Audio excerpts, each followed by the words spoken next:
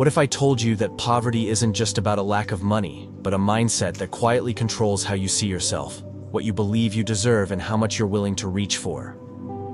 Sounds uncomfortable, right?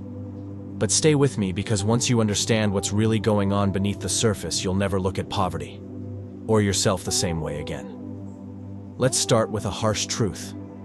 Poverty isn't always visible. It's not just about empty wallets or skipping meals. It's a psychological condition, one that can quietly grip your decisions, shape your self-worth, and trap you in a cycle that repeats itself generation after generation. And the worst part, most people have no idea it's happening to them. Psychologists call this learned helplessness. It's when you've been in survival mode for so long that you stop believing your actions matter. You stop trying. Not because you're lazy, but because deep down, you've been trained to expect failure. Maybe you've seen your parents struggle. Maybe you've watched people work hard and still fall short. And over time, your brain starts whispering a dangerous lie. What's the point in even trying? But here's where it gets deeper. When you grow up in scarcity, when there's never enough money, food, or stability, it wires your brain for short-term thinking. Your nervous system is constantly on alert, trying to survive the next crisis. So you don't think about saving or investing or building long-term wealth. You think about getting through the next week. That's not irresponsibility. That's trauma. And here's the dangerous cycle. Poverty leads to stress, which shrinks the part of your brain responsible for planning, focus, and decision-making. You become more impulsive, more reactive, more likely to choose what feels good now instead of what's good for the future. That's not a moral failing, it's biology. Your brain is adapting to chaos the only way it knows how. But let me ask you something. What if that programming could be rewritten? There's something psychologists call the poverty script, a subconscious narrative you carry around about money, success, and self-worth. If you were told growing up that money doesn't grow on trees, or rich people are greedy, or we can't afford that, then guess what? Those scripts are still running in the background even as an adult. They quietly shape your expectations, your limits, your comfort zone. And unless you become aware of them, they will silently keep you exactly where you are. One of the most dangerous beliefs people in poverty often carry is this: I'm not worthy of more. Not because they say it out loud, but because it shows up in their choices. They don't apply for the higher paying job. They don't negotiate their salary. They don't start the business. Why? Because some part of them doesn't believe they deserve it. And this is the tragedy. Poverty isn't just a lack of resources, it's a lack of self-belief. But here's the turning point. Once you realize that your mindset has been shaped by your environment, not by who you truly are, you gain power.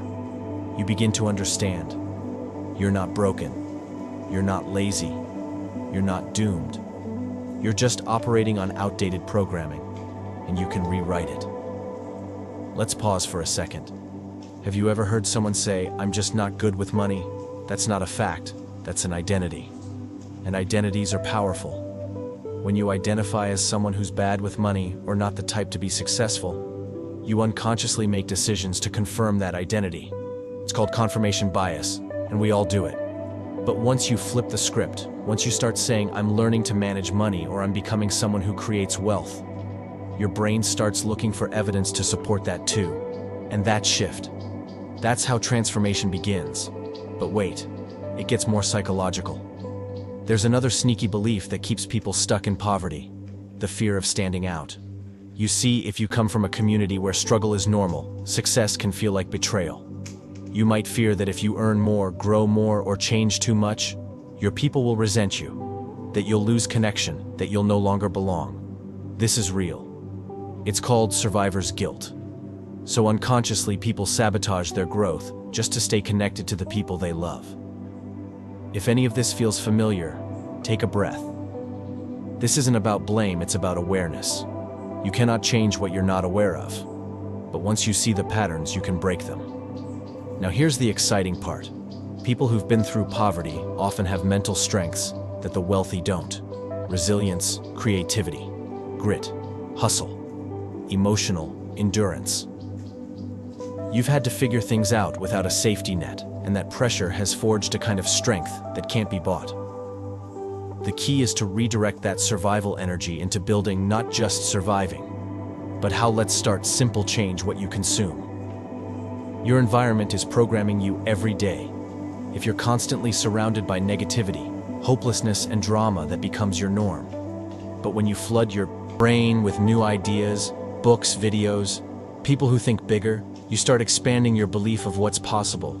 You don't need to know how, yet you just need to believe that more is possible for you. This is why exposure is so powerful. Sometimes the biggest breakthroughs come not from advice, but from seeing someone like you do something you thought was impossible.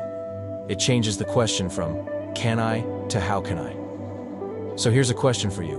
What if everything you believed about money was taught to you by someone who was struggling? Someone doing their best, but still limited by fear, by lack, by their own programming. Would you keep carrying those beliefs, or would you finally choose your own? Because here's the secret. Most people never hear.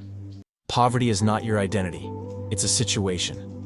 And situations can change. Now I know we've gone deep, but we're not done.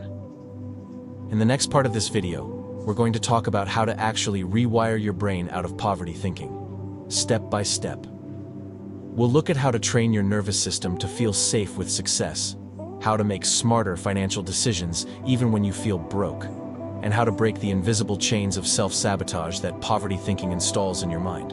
So don't go anywhere, because if this first part opened your eyes, the next part might just change your future. So how do you break free? How do you shift from a mindset built in scarcity to one rooted in power, choice, and financial freedom? It starts with one thing: awareness. See, your brain is constantly scanning your environment and past experiences to decide what's safe. And if struggle is what's familiar, then struggle becomes your comfort zone, even if it's painful. That's why success can feel scary. That's why saving money, setting boundaries, raising your standards, it all feels unfamiliar and uncomfortable. But discomfort isn't a stop sign. It's a signal that you're stepping out of the mental trap you've been conditioned into. And here's where the shift begins. Retrain your nervous system to feel safe with success. That means starting small. If you're used to living paycheck to paycheck, saving $5 might not feel like much, but it's a signal to your brain that you're creating a new identity. It says, I'm someone who protects my future. Over time, those small wins stack up and build momentum, and momentum builds belief. But let's go deeper. We need to talk about emotional spending. Because most people in poverty don't just lack money, they lack emotional tools. When you're constantly stressed, anxious, or overwhelmed, spending becomes a form of escape. That 5 coffee, that impulsive online order, it's not just about the item, it's about relief, control, comfort. But emotional spending only feeds the cycle. It gives you short-term pleasure and long-term pain. The fix build emotional regulation. Learn to pause, breathe. Ask, am I spending from alignment or from anxiety? This is why poverty can't be solved by budgeting alone. It's a healing journey. You're not just learning new habits, you're unlearning the emotional patterns that have kept you stuck. Let's talk about shame, because for many, poverty isn't just a struggle, it's a secret. Something you hide, something you carry silently. And shame is heavy. It says, there's something wrong with me, but there's nothing wrong with you. You're not broken, you've been conditioned. And the more you bring that shame into the light, talk about it, write about it, own it, the less power it has. Now here's a twist. Most people never consider poverty teaches deep intuition. When you've had to survive with little, you develop a sharp sense of who's real and who's not. You notice patterns. You become resourceful. You learn to read energy. That intuitive intelligence, that's gold. It can make you a better entrepreneur, a sharper communicator, a stronger leader. The key is to stop surviving and start channeling. Move from survival instincts to strategic action. And speaking of strategy, let's break down something critical. Identity shift. If you want lasting change, you can't just act rich. You have to think like someone who respects money. That doesn't mean luxury or ego. It means discipline, vision, delayed gratification. Wealthy people don't just make more, they think differently. They ask different questions. How can I make this money grow? What skills can I build? What can I automate or delegate?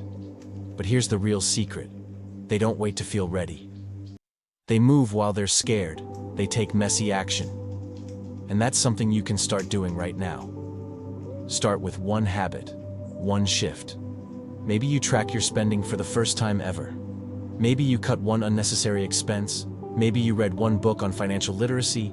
Maybe you call someone and ask for help. Progress doesn't require perfection. It requires movement. And the minute you start moving differently, your identity starts changing. And once your identity shifts, your entire life begins to follow. Let's also address something that silently kills potential comparison. It's easy to look at people online. Perfect lives, fancy cars, success stories, and feel like you're behind. But what you don't see is the years of work, the hidden battles, or the privileges that gave them a head start. Your journey is not theirs, and your success isn't behind, it's just beginning. The moment you stop comparing and start creating, you reclaim your power. Now let's touch on community, because one of the biggest reasons people stay stuck in poverty is isolation. They try to do it alone. They're ashamed to ask for help, but nobody breaks generational cycles solo. You need people who see the vision, who believe in you even when you don't find them.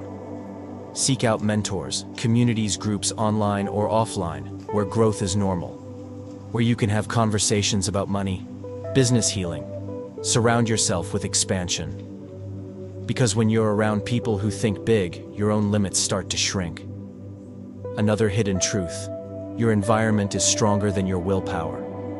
If your space is cluttered, chaotic, full of distractions, it reflects and affects your mental state. Clean up your space, and you'll start to think more clearly. Organize your room, and your mind will follow. It's not just about minimalism, it's about clarity. Order creates peace, and peace creates power. And remember, this poverty is not your identity. It's an experience you've had, not who you are. You are not the balance in your bank account. You are not your credit score. You are not the job you lost, the opportunity you missed, or the things you couldn't afford. You are potential. You are capacity. You are becoming. So let me ask you again. What if poverty is something you learned? And what if you could unlearn it? That's where it all begins, with a single decision to rewrite the story. You're not here to survive, you're here to grow, to learn, to lead, to create a life that reflects your value, not your past. And that shift starts with you. So here's your challenge. Identify one belief about money that's no longer serving you. Write it down. Then write the opposite of that belief and commit to acting from that new belief this week. For example, old belief: I'll never have enough. New belief: I am building wealth one decision at a time. The change won't be instant, but it will be inevitable. Because once you start living from a place of possibility instead of poverty, your entire life will begin to rise to meet you. Don't wait for a miracle. Become it. And if this message hits something inside you, share it. Because the more we talk about this, the more we break the silence. And the more we break the silence, the more we shatter the cycle for good.